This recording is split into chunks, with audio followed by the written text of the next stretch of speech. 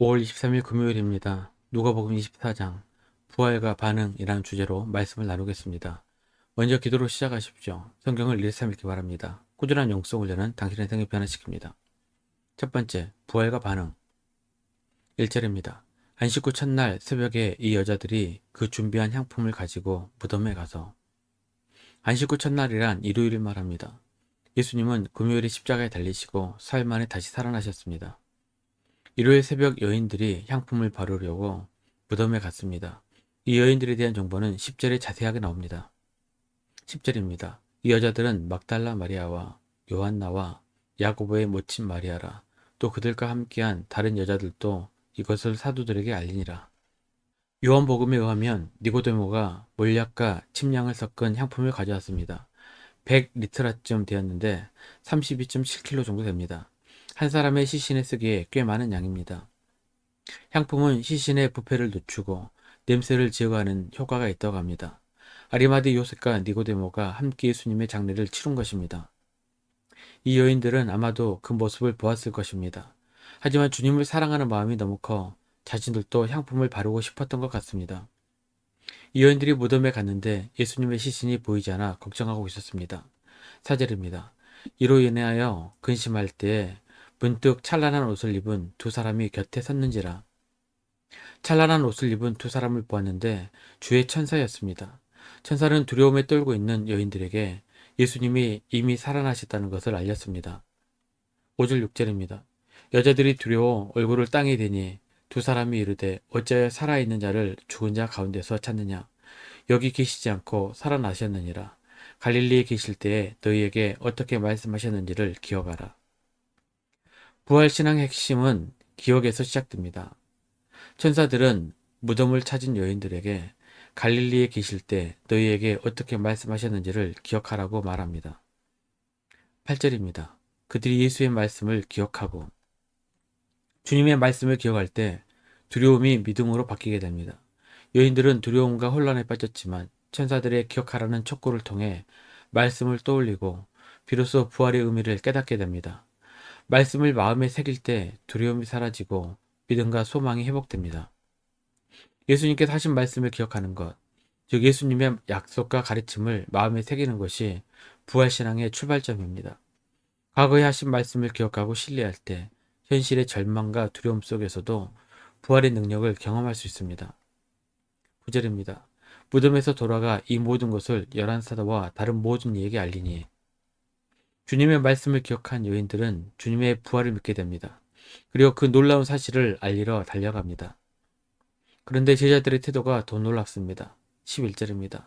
사도들은 그들의 말이 허탄한 듯이 들려 믿지 아니하나. 허탄한 듯은 문자적으로 쓸모없고 터무니없는 것처럼 보였다는 의미이며 문맥상 헛소리처럼 말도 안 되는 이야기처럼 들렸다는 뜻입니다.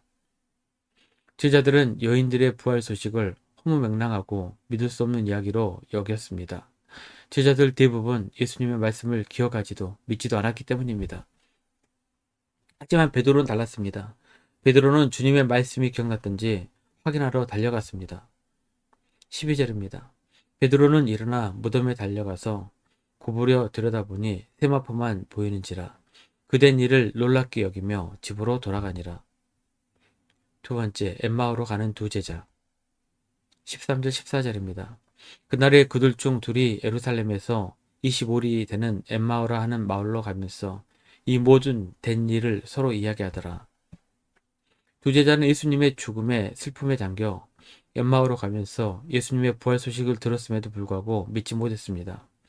우리도 때때로 말씀을 이해하지 못하고 눈앞에 어려움에 갇힐 수 있습니다.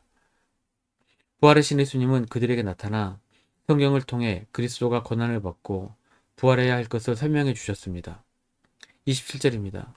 이에 모세와 모든 선지자의 글로 시작하여 모든 성경에 쓴 바 자기에 관한 것을 자세히 설명하시니라.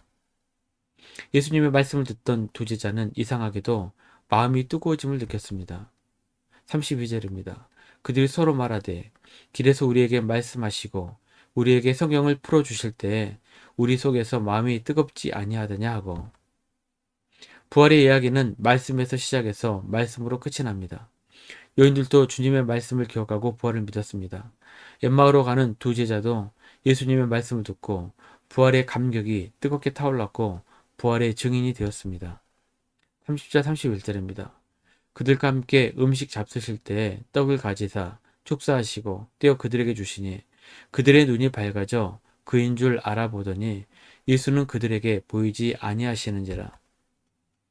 예수님은 엠마오에 도착하여 식사 자리에서 떡을 떼어 축사하시고 나누어 주셨습니다. 그때 제자들의 눈이 밝아져 그분이 예수님임을 알아봅니다. 세 번째, 11제자에게 나타나시다. 35절입니다. 두 사람도 길에서 된 일과 예수께서 떡을 떼심으로 자기들에게 알려주신 것을 말하더라. 엠마오에서 두 제자가 11명의 제자들과 사람들이 모이는 것에 와서 예수님을 만났던 사건을 증언했습니다. 바로 그때 예수님께서 제자들에게 나타나셨습니다. 36절입니다. 이 말을 할 때 예수께서 친히 그들 가운데 서서 이르시되 너에게 평강이 있을지어다 하시니 부활하신 예수님이 제자들 앞에 나타나셨을 때 제자들은 예수님을 실제 인격체로 보기보다는 영으로 여겼습니다. 예수님은 제자들이 자신을 영으로 오해하자 손과 발을 보여주시고 음식을 드심으로써 자신이 실제 몸을 가진 부활체임을 확증하셨습니다. 45절입니다. 이에 그들의 마음을 열어 성경을 깨닫게 하시고 누가 예수님의 부활을 통해 성경을 상당히 강조합니다. 그리고는 부활의 증인이 되라고 당부하셨습니다. 48절입니다. 너는 이 모든 일의 증인이라.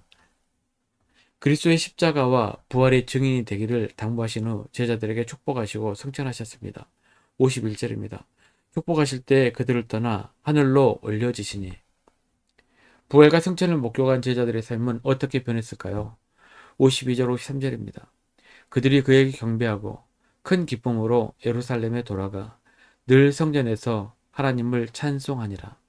말씀 명의 적용입니다. 첫 번째, 주님의 당부처럼 우리의 가족부터 시작하여 땅끝까지 주님의 증인이 되시고 전도의 사명을 잘 감당하십시오. 두 번째, 부활신앙은 우리를 기쁨으로 가득하게 합니다. 또한 하나님을 찬송하는 인생으로 변화되게 합니다. 1년 성경도 주간계획입니다. 오늘 금요일 욥기 33장에 35장까지 말씀을 천천히 묵상하십시오. 5월 중보기도 제목입니다. 5가지 기도 제목을 놓고 충분히 기도하시고 교회와 개인 기도 시간을 가지시기 바랍니다. 주중 기도 시간은 새벽 6시부터 밤 10시까지입니다. 편안한 시간에 나오셔서 정기적으로 기도하시기 바랍니다. 하루 30분씩 최선을 다하시기 바랍니다. 그럼 여러분의 삶이 변화될 것입니다. 영상을 다 보신 분들 확인 문자를 보내시거나 유튜브에 댓글로 달아주시면 정기적인 영성 훈련에 도움이 될 것입니다. 오늘 하루도 승리하시기를 기도합니다.